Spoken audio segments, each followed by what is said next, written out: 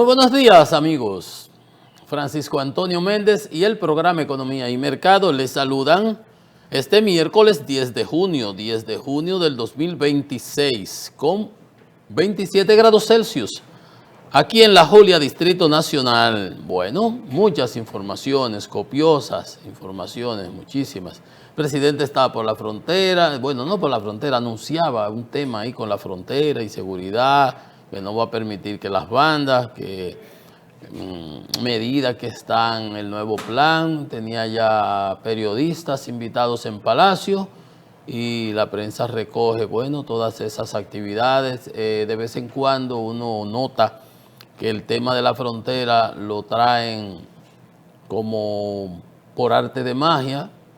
En estos días se hablaba de los puentes, de los puertos secos y las quejas que habían de los habitantes fronterizos de que eso era que venían por ahí haciendo una recogida y FONI 1, vamos a decir, como decían antes, de la capital a quitarle el negocio que ellos han tenido por años allá, los grandes, lo que siempre. Entonces, bueno, había esas quejas. Ayer se trató de minimizar el asunto, que no era para eso, que se estaba ordenando, que forma parte de un paquete, que si la verja fronteriza, que la seguridad de los militares, etcétera, etcétera. Yo personalmente, cualquier decisión que vaya en procura de fortalecer las fronteras nuestras, el tema de la migración ilegal de los haitianos y el control que tenemos que tener, cualquier cosa que no sea bulto, que no sea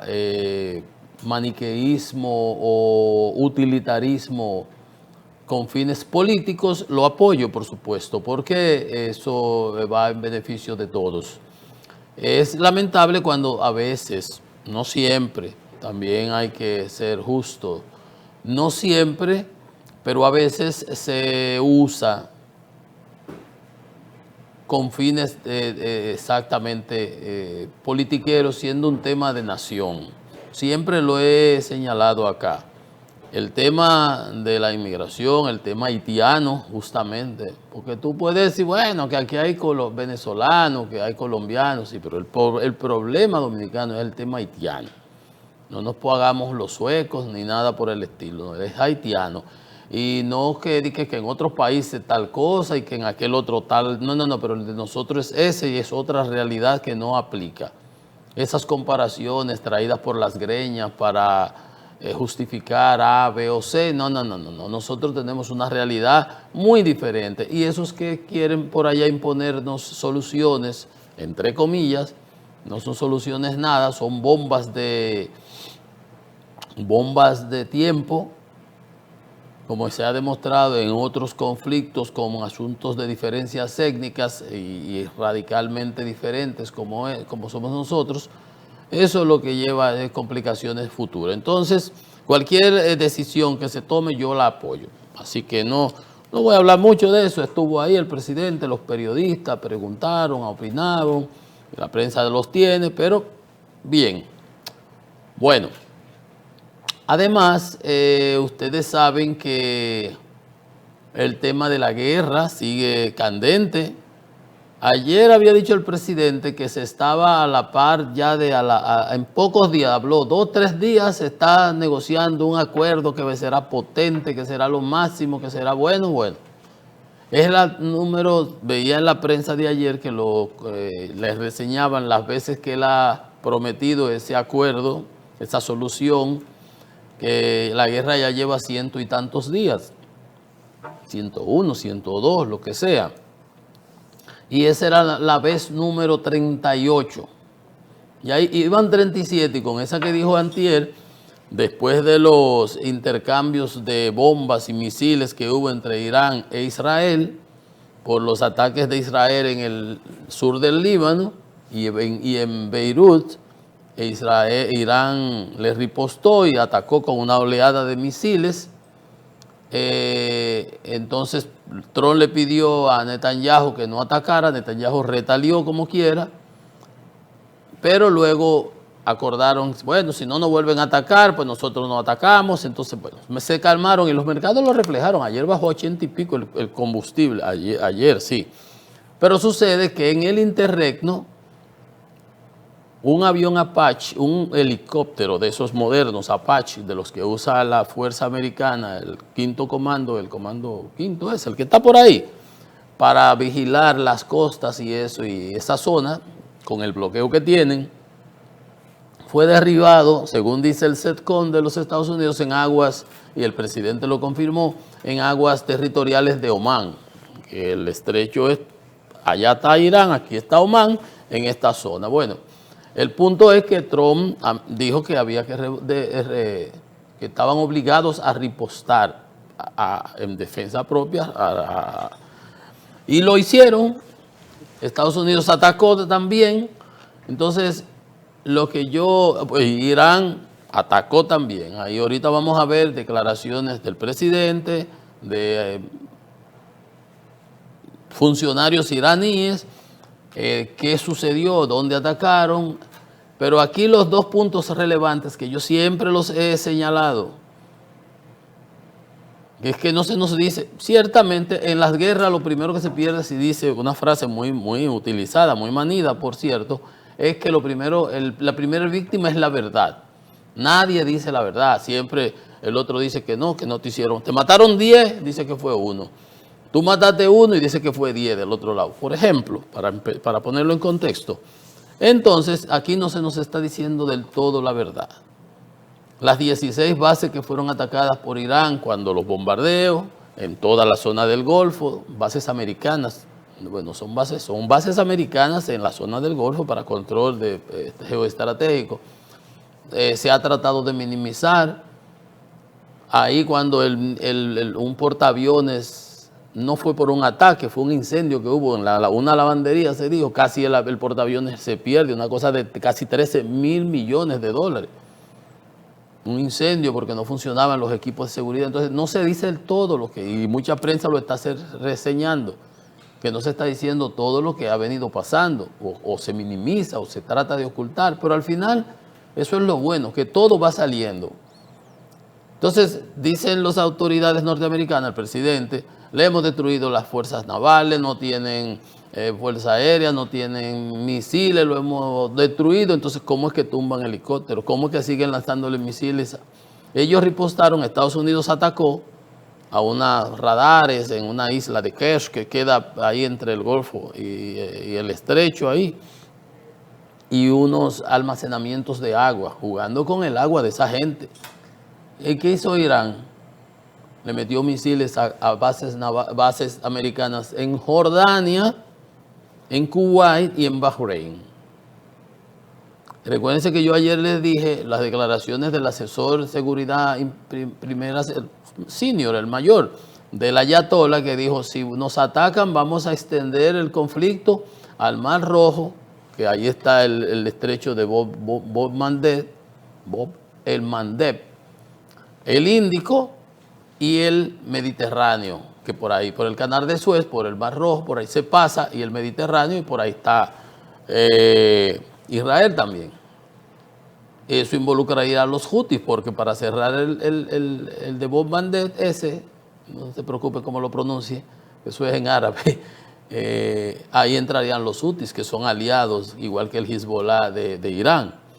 Entonces, fíjense ustedes cómo se complica la cosa. Entonces, ¿qué decía yo ahorita?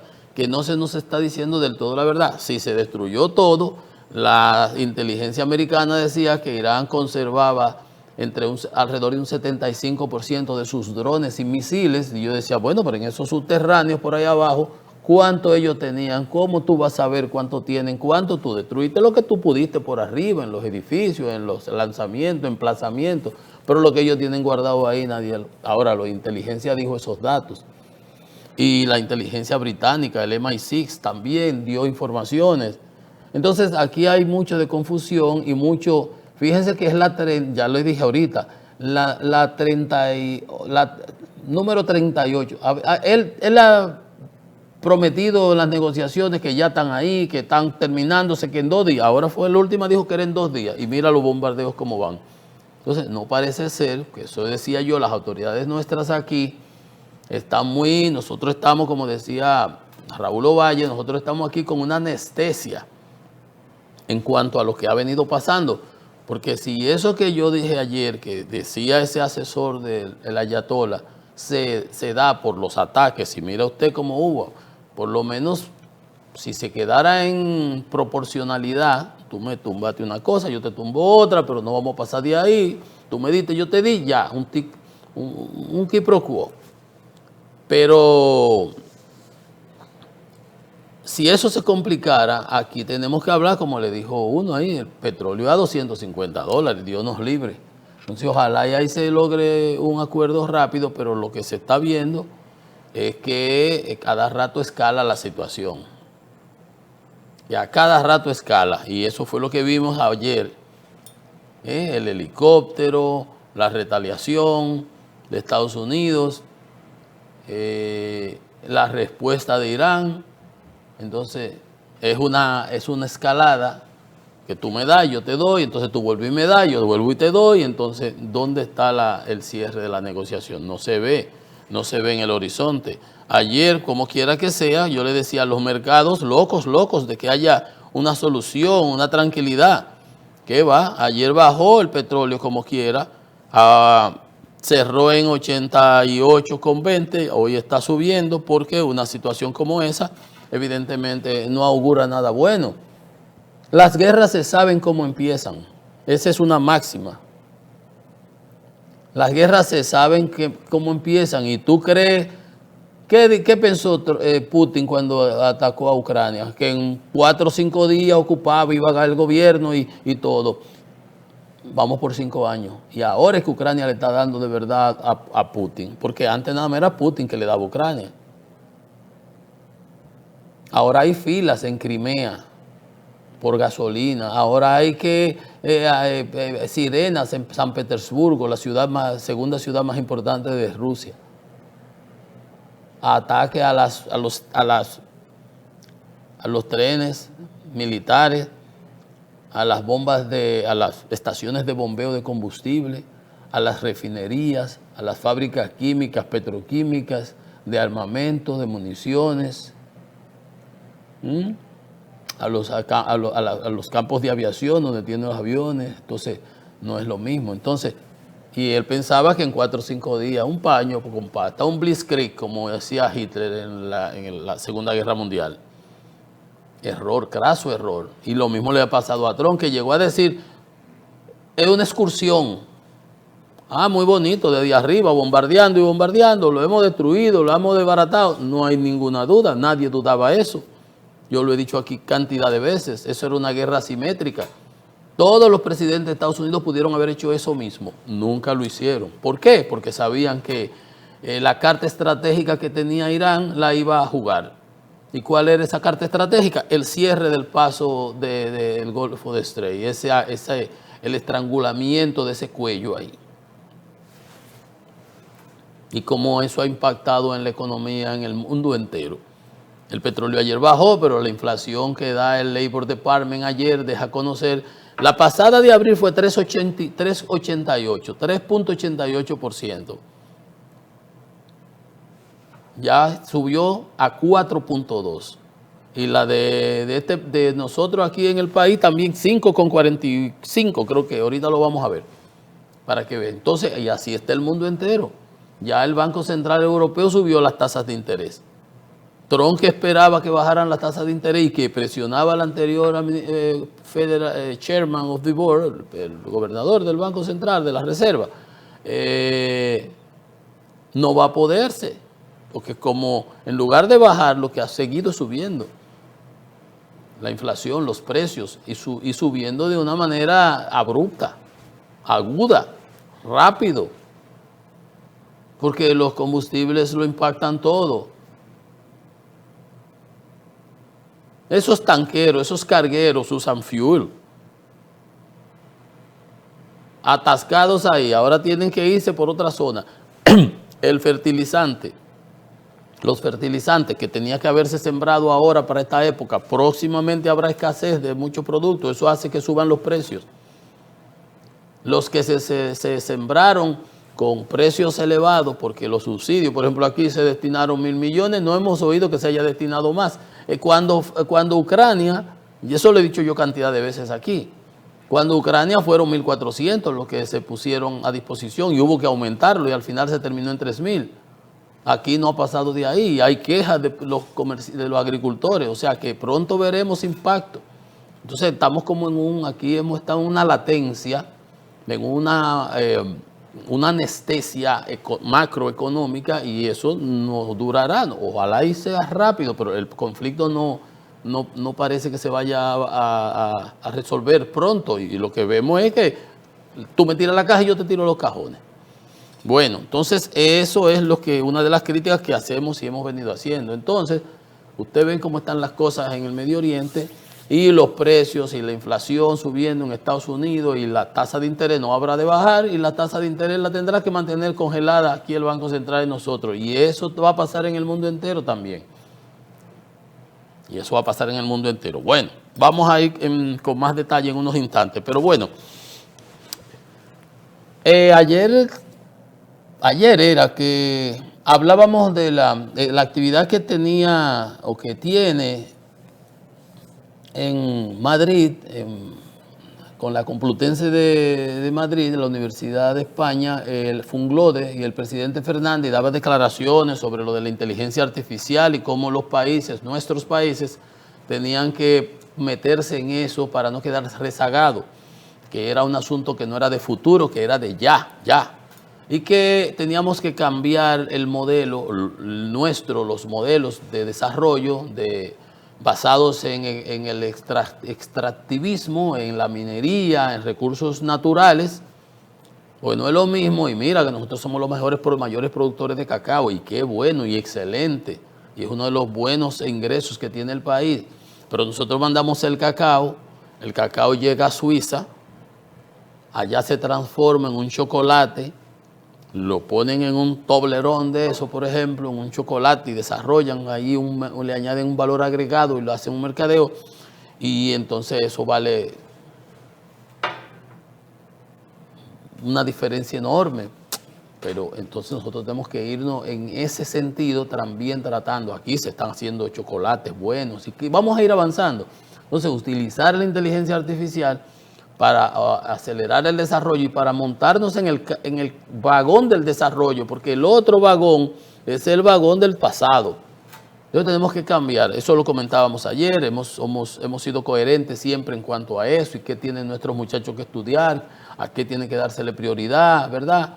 El esfuerzo en las escuelas, universidades, etcétera. Bueno, pero no fue solamente eso, porque él ha seguido allá en periplo, lo vi con Felipe González, con rectores de universidades, instituciones, etcétera, y es un amplio encuentro que ha tenido allá, tanto de asuntos académicos como también políticos. En varias entrevistas que le hicieron, hoy trae la prensa una entrevista que le hizo EFE, la agencia francesa de prensa, y decía él, es muy curioso, que le preguntaban que si la ultraderecha podía llegar al país o imponerse. Dice que no lo ve posible en este momento, que los partidos políticos aquí son importantes, pero que en América Latina esos triunfos que ha venido teniendo la derecha en un momento lo tuvo la izquierda, Lula, Petro, Chávez, lo de Nicaragua, la dictadura de Nicaragua, Cuba ni se diga, no se está cayendo a pedazos, pero sigue siendo. Boris en Chile, a ver si me acuerdo quién más, en Honduras, etcétera. Bueno, el presidente Fernández decía que eso era un péndulo y que eso seguirá cambiando. Pero no es porque te lo puedan imponer de afuera, sino que los pueblos se agotan esos modelos y entonces se cambian y es un péndulo. Una vez nos vamos para este lado, en otras ocasiones nos vamos para esto.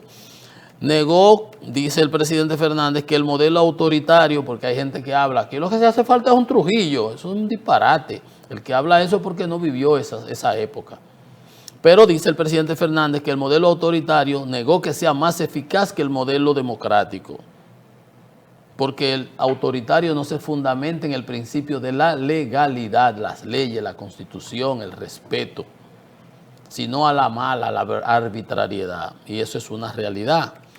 Y también le preguntaron que las encuestas, que si él, por qué iba a ser quería ser presidente y que estaba en esa actividad. Y dijo que las encuestas todavía no lo mandan al retiro porque le dan buenas valoraciones todavía, importante.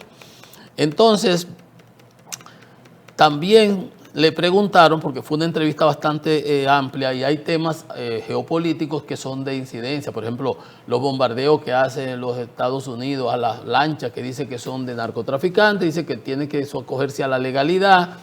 Y lo llevaron al tema de la migración, que es uno de los temas importantes que el presidente Trump ha puesto en la carpeta, en su carpeta, y que le ha generado, por un lado, apoyo, pero por el otro, muchas críticas. Y la valoración que le están dando, no por el tema en sí, sino por la manera en que lo han ido implementando, está bajo agua. Pero le preguntaron al presidente Fernández lo llevaron al tema de Trump y defendió, comprendo que Estados Unidos porque es un tema que nos atañe a nosotros también.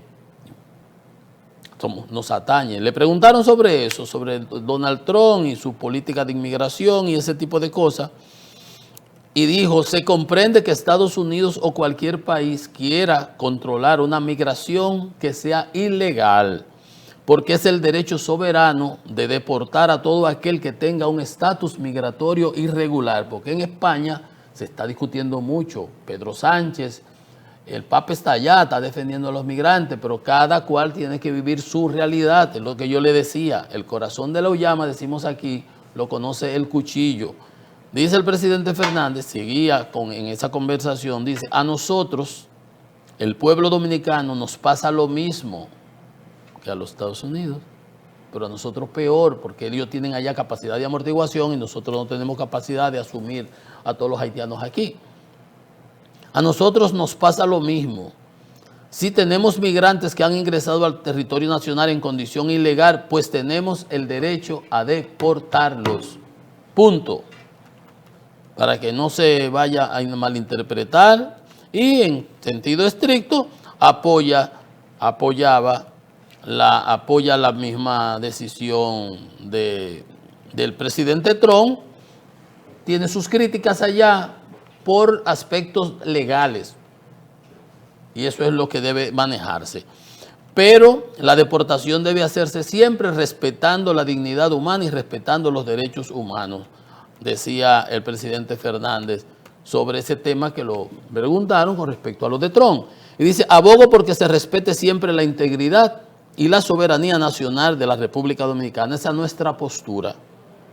No podemos, para los que hablan que centro izquierda, que si centro derecha, que Estados Unidos, no podemos olvidar que nuestros vínculos con Estados Unidos responden al principal actor internacional de importancia para el país. O sea que eso también, eso es para tenerlo en cuenta. Nuestro principal socio, nuestro principal aliado es Estados Unidos. Y en función de eso, nuestras políticas, como siempre ha sido, desde la época del presidente Balaguer, Leonel, Danilo, se han manejado con esa soberanía nacional. Eso está bien. El respeto al derecho ajeno es la paz, decía Benito Juárez. Entonces, eso es importante porque, le decía, el corazón de la Ullama nada más lo conoce el cuchillo. Cuando el Papa va en España y dice la inmigración y eso, Europa está, como decimos aquí, cundía de inmigrantes ilegales islámicos, africanos, árabes, de allí, de acá, y eso está generando problemas cada día más. La Unión Europea acaba de endurecer sus políticas migratorias y para expulsar a los ilegales. Y, por ejemplo, mira lo que pasó ahora en Irlanda del Norte. Un sudanés, con permiso hasta el 28, creo, de estadía allá, apuñaló a otra persona, casi le iba a cortar el cuello, porque son actitudes de salvajismo, de tribales, de sus cosas por ahí. Y eso salió un video y eso se hizo viral y hay muchísimos problemas ahora mismo allá en Belfast, en donde, déjeme ver si me dan los datos aquí, quemando vehículos, edificios en llamas, la policía patrullando la ciudad porque la gente, los Está bien que le dan ahí está Elon Musk diciendo protesten, J.D. Vance y unas declaraciones que le respondieron desde Inglaterra, pero hay gente que dice, pues, ¿qué es esto? Entonces, ese es un problema que es un problema universal realmente. Y por supuesto que cada cual tiene que exigir derechos en su casa. Yo no voy a la casa del otro a sentarme en el mueble. Y yo puedo ir a la casa del otro si el otro me acoge. Entonces no puede obligarse al otro a que te acoja. O me tienes que acoger a la mala porque yo cogí para acá, para tu casa. No, no es así. Entonces es muy bonito pintarlo, el pajarito, pero lo difícil es hacerlo que coma. El pajarito usted lo puede pintar, como decimos en ingeniería. Lo difícil es hacerlo que coma.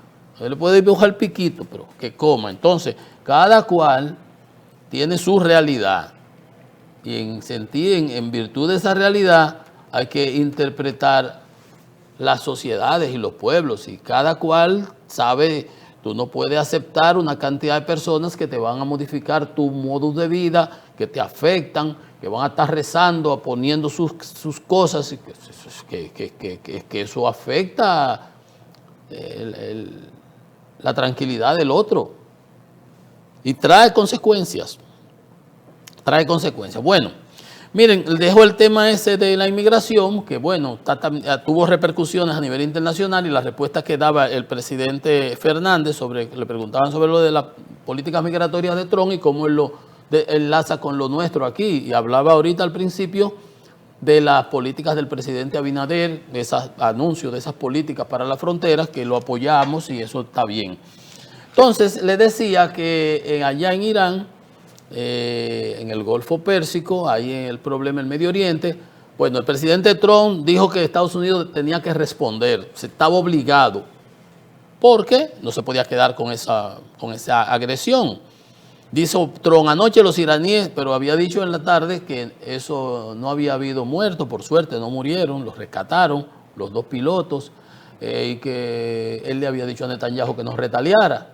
Pero fíjense ustedes que es muy bueno decirle al otro cuando le tiran la oleada de drones, de misiles, que no ataque porque estoy negociando para llegar a un acuerdo, pero ahora él se pudo haber quedado tranquilo porque los iraníes dicen puede haber sido un accidente, un dron se pegó con el helicóptero y lo tumbó, porque si hubiera sido de otra manera explota y se mueren los pilotos de una vez.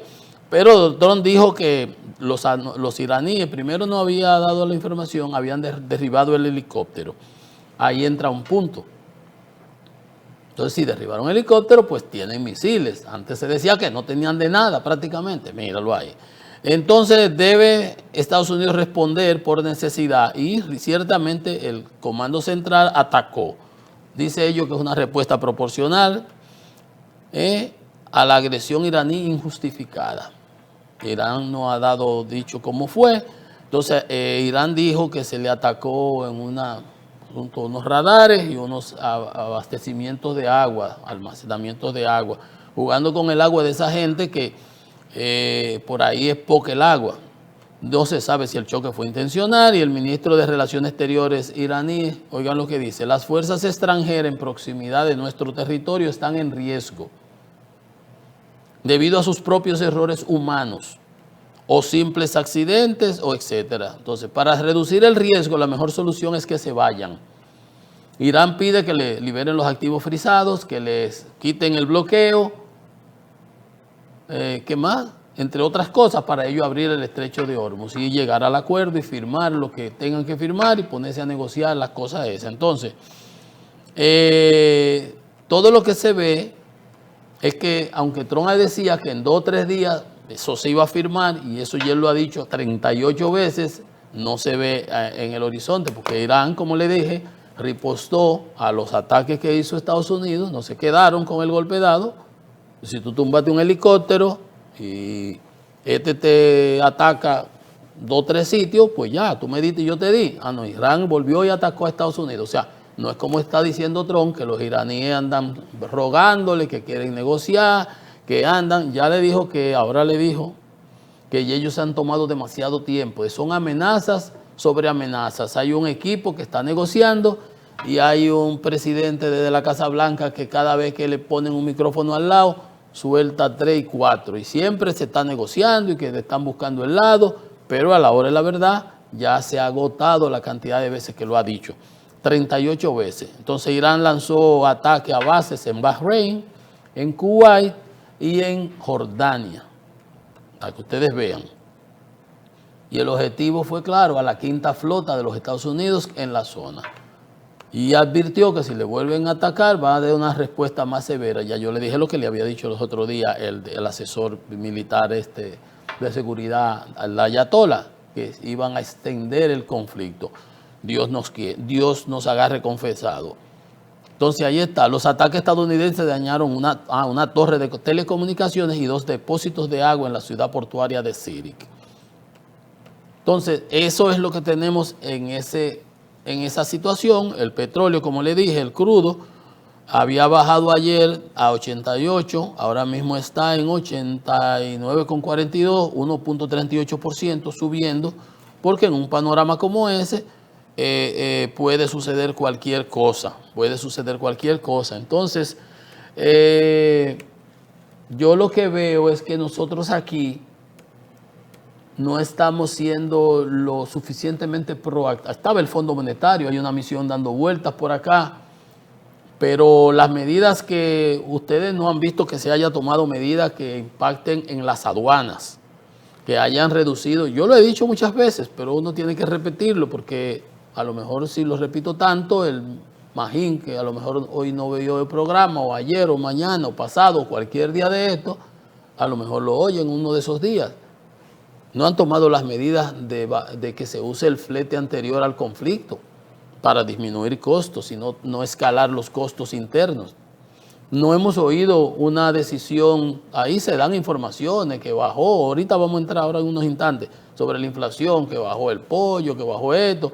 No se ha visto una política clara destinada a incrementar la producción de ciclos cortos.